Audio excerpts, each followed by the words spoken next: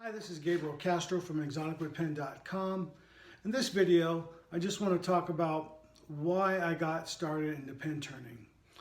Over the years, when I was doing a lot of pen shows, now I haven't done one in probably about 3 years. I was always asked this question, how did you get started in pen turning, or why did you get started in pen turning? Well, initially, when I first started woodworking, pen turning I didn't really know anything about. So it wasn't until I was at Rockler one year, now this is more than 10 years ago, like 15, 16 years ago I'd say. Probably about 2002, whatever that math comes out to. Anyway, I was at my local Rockler in Ontario, California. I live in Victorville. And I was there picking up some hardwood for a project I was working on. And it was probably around November or something like that, and getting close to Christmas, and I was trying to think of something unique for my granddaughters because they were in school, grade school and high school, and I wanted something for them. And I was just really curious as far as, hey, what can I make for them, that they would like. So one of the guys that was working there, he turned me on to perfume atomizers for the girls and, little things like that. So stuff that I could turn on the lathe that was really quick and easy, and something that they would like. So I thought, okay, well, that's pretty cool. So after making a couple things like that, I came back and I was curious about the whole kit thing and what all that was. I just, I was in a hurry. So I just picked up what he showed me and then left. So when I came back, the guy, he showed me some other things, and they were pen kits. And I'd never even heard of custom pen turning or kit pen turning or anything like that. And so he showed me some pen kits and whatnot, and I thought they were pretty unique.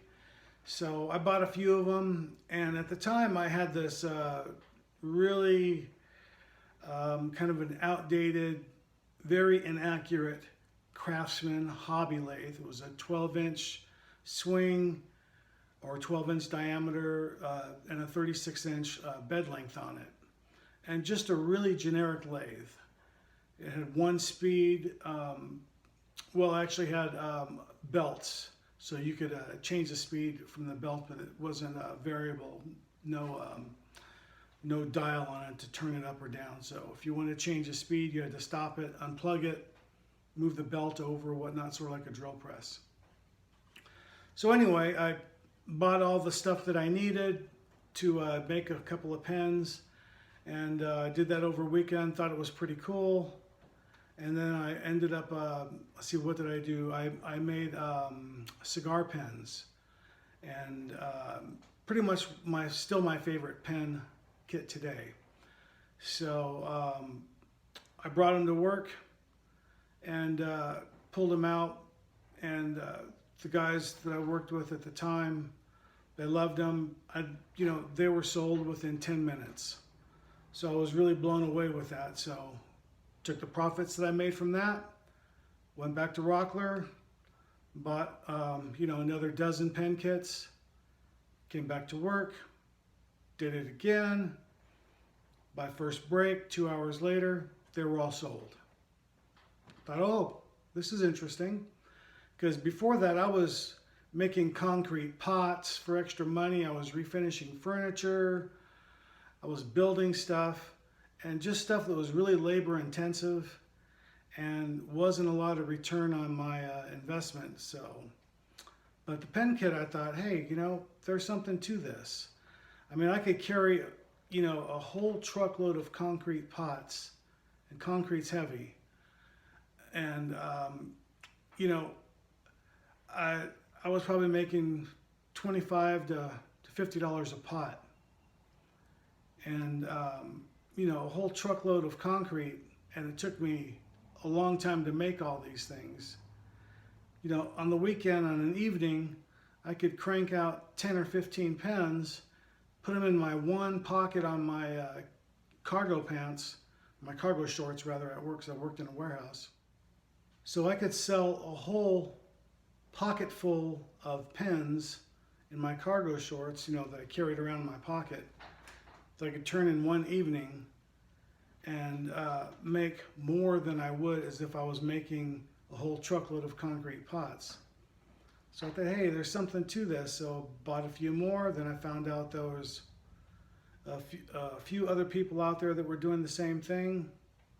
Then I got into making some segmented pens before I knew what they were called.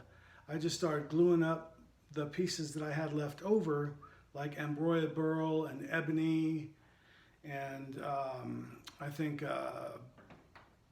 bloodwood or paduke or something like that I had that I couldn't throw away, because they were just small scraps. So I thought, this could look kind of cool. So one of the first pens that I made, I showed my wife. I said, hey, how do you like this? And next thing you know, it was confiscated. So I guess that was pretty good. So I made another one. I brought it to the wood store, to Rockler. One of the guys that was working there, he says, hey, here's another guy over here that turns pens. So he turned me on to him. And I guess he was a pretty proficient turner, involved in different woodworking groups in the Inland Empire. And then he took a look at one of the pens and said, oh, pen segmenting. I thought, oh, pen segmenting, what's that? So I asked him and he told me what it was. Okay, well, I never heard of it. So went home, looked it up, and then that's how I came across Geesey. So now I never actually bought his videos or anything, but I just looked at his pictures of all of his pens, and I could figure out how to make my own designs based on what he was doing, but not copying the same thing, just segmenting. So much like if you're bowl turning or whatever. But anyway, inspired by Mark Geesey, I came up with my own designs and my own jigs. So that's where you see the stuff that I have, completely different than his, but hopefully not doing his work an injustice, not trying to rip off his ideas. But anyway, that's sort of like how I got into the pen turning and into pen segmenting. And then after years of that, my taste sort of changed because of my back injury that I have now.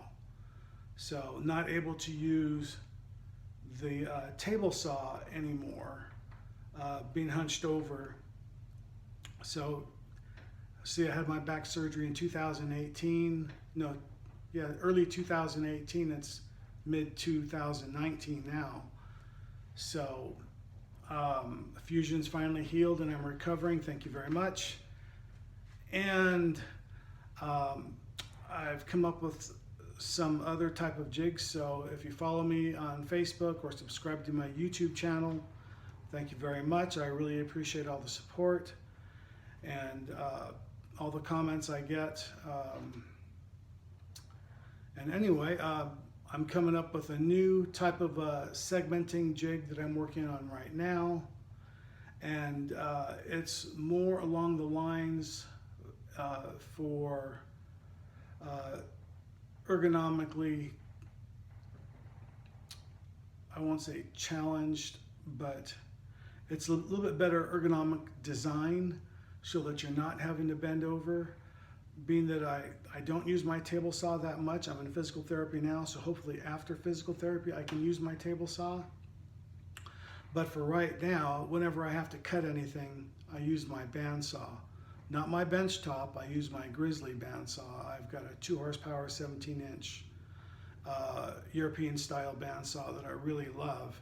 And it has a 3/4 inch carbide resaw blade on it, Laguna Tools Resaw King blade, which is just a phenomenal blade if you've never used a carbide blade on a bandsaw before.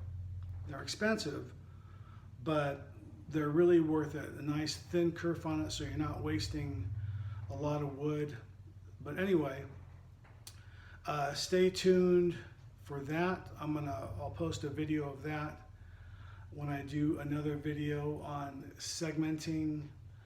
I have a segmenting pen in my mind that I'd like to do using that particular jig. But anyway, if you haven't subscribed, please subscribe. Please ring the bell for notifications and all that jazz. And I appreciate your support, and thank you for watching. Have a good day.